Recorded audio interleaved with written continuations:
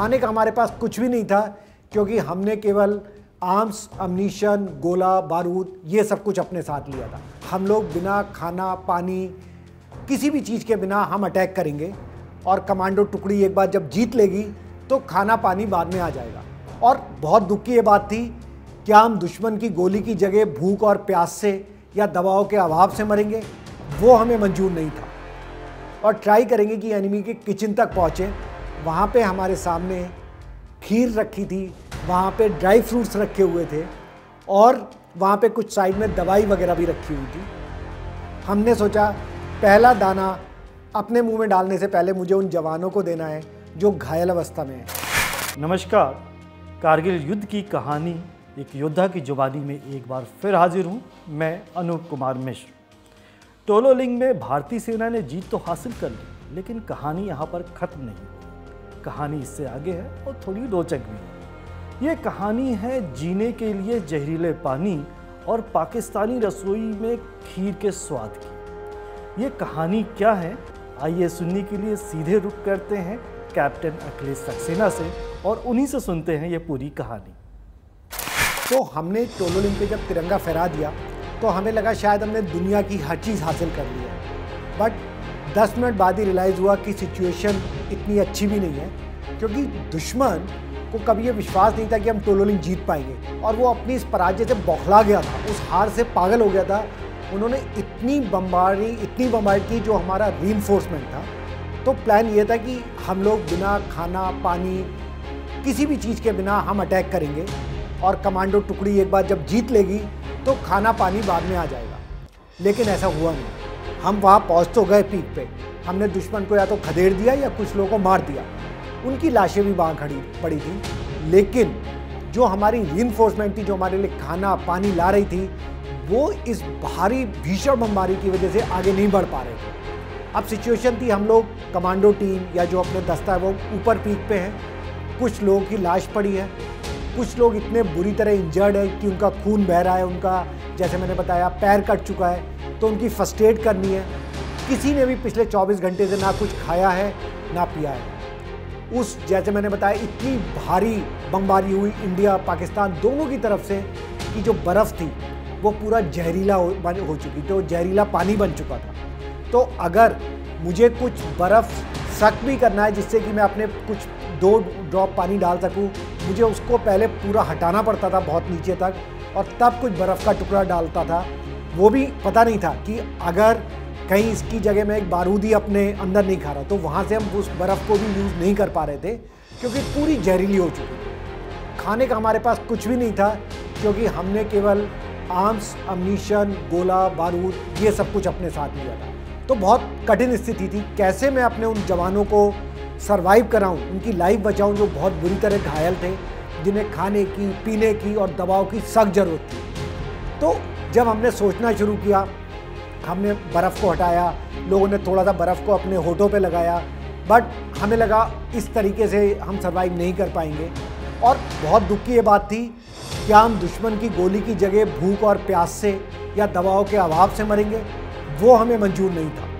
तो किसी भी स्थिति में हमने कहा हमें कुछ करना पड़ेगा। तो कहते हैं कि इनोवेशन, जब एक ज़रूरत होती है तो दिमाग कुछ नया काम करता है, जिसे इंडिया में इनोवेशन या हम जुगाड़ भी बोलते हैं।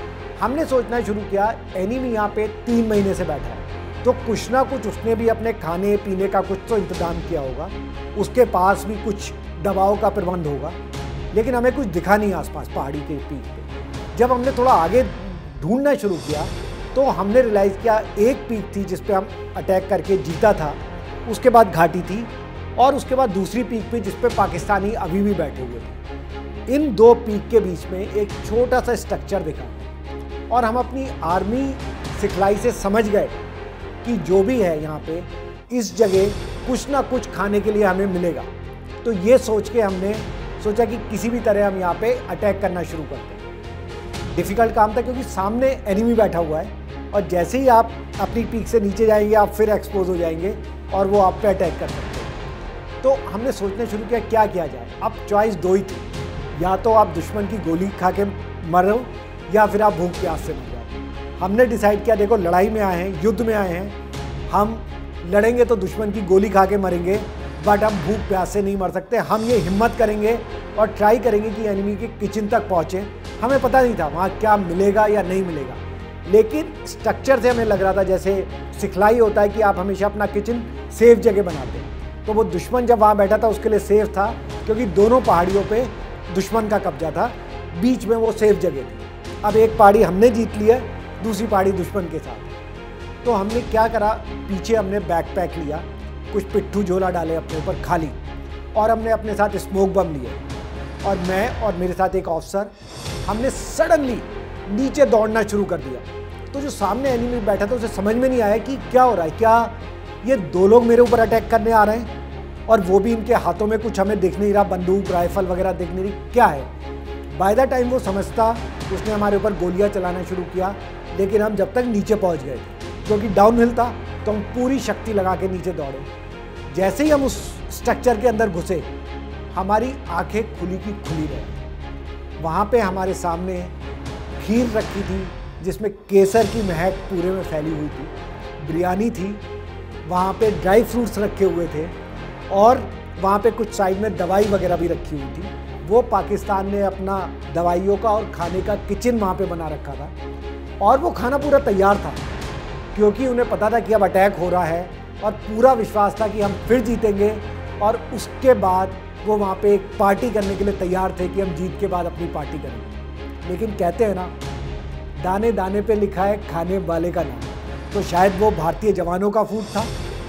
लेकिन अभी प्रॉब्लम ये थी कि ऊपर तक कैसे जाएंगे, क्योंकि अब उन्हें पता है कि दो लोग किचन के अंदर हैं और उन्हें ऊपर तक जाना है, और अब उनकी सारी गनों का मुंह हमारी तरफ है। हमने सोचा पहला दाना अपने मुंह में डालने से पहले मुझे उन जवानों को देना है जो घायल अवस्था में हैं, जिनको बहुत खून बह चुका है, या जो ऑलरेडी अपना अंग खो चुके हैं। शायद उनके लिए एक एक मिनट कीमती है। तो हमने देर नहीं करी, हम जो भी कुछ पैक कर सकते थे डिब्बे में, हमने पाकिस्तान की खीर, कराची का हलवा, बिरयानी, दवाई जो भी हमें मिली वो हम लोगों ने पूरा पैक किया।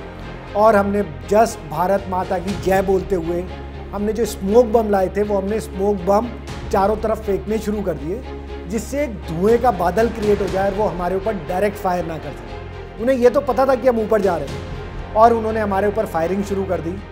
हम लोगों ने जस्ट भारत माता की जय, और कुछ हमारे दिमाग में नहीं था कि हमें ऊपर तक पहुंचना है, चाहे गोली लगे या कुछ भी हो, क्योंकि ये फूड उन लोगों के लिए संजीवनी है जो बहुत ही डिफ़िकल्ट स्थिति में हैं, घायल हो चुके हैं, बहुत खून बह चुका है। ये दवाएं और ये फूड उनके लिए संजीवनी है। शायद भगवान हमारे साथ था, शायद भारत माता हमारे साथ थी, शायद 100 करोड़ भारतवासियों का आशीर्वाद हमारे साथ था। हमें गोली नहीं लगी, दुश्मन ने हज़ारों गोलियां चलाई। शायद वो जो धुएं के बादल थे, स्मोक बम थे, हम ऊपर तक पहुँचे। और शायद वो दुनिया जो मेरी लाइफ की सबसे बड़ी पार्टी थी, क्योंकि 2 दिन तक बिना कुछ खाए पिए पाने के बाद हमने अपने जवानों को दिया पाकिस्तानी कराची हलवा खाया। हमें डाउट था कि इसमें कुछ मिला भी हो सकता है, लेकिन वो चांस लेना था, क्योंकि हम anyway we were going to down. लेकिन वो उन्होंने अपने लिए फूड रखा था, तो बेस्ट ऑफ द फूड, और हमने उसको एंजॉय किया। और वो यादें मेरे पास अभी तक भी है कि टोलोलिंग टॉप पे पार्टी हुई, वो भी पाकिस्तान के खाने के साथ। टोलोलिंग की लड़ाई में जीत के बाद पाकिस्तानी खीर का स्वाद आज भी उस लड़ाई में शामिल होने वाले हर योद्धा के जबान पे है। कारगिल युद्ध से जुड़ी एक नई कहानी के साथ जल्द फिर हाजिर होऊंगा। तब तक के लिए दीजिए इजाज़त। नमस्कार।